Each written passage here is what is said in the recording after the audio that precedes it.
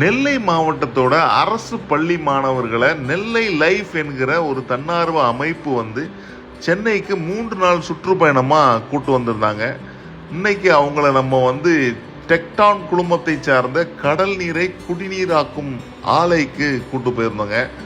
மிக அருமையான ஒரு குவாலிட்டி ஸ்டாண்டர்ட், சேஃப்டி ஸ்டாண்டர்ட்ஸை மெயின்டைன் பண்ணி எல்லாத்துக்கும் ஹெல்மெட்டோட நம்ம ஃபேக்ட்ரி விசிட் கூட்டு போனாங்க.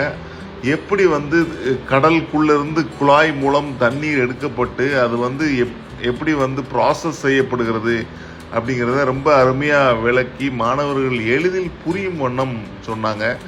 நீரின்றி அமையாது உலகு என்பது போல மாணவர்களுக்கு நீரின் மகத்துவத்தை இந்த விசிட் சொல்லி கொடுத்துச்சு அப்படின்னு சொல்லலாம்.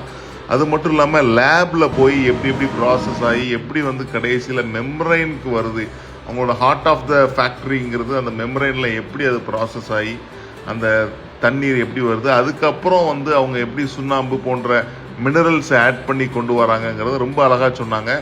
இந்த டெக்டான் குழுமத்தோட தலைவர் திரு லக்ஷ்மணன் அவர்கள் காணொலி வழியாக மாணவர்கள்கிட்ட பேசி உத்வேகத்தை கொடுத்தாங்க. அது மட்டும் இல்லாமல் மதிய விருந்தும் அளித்தாங்க.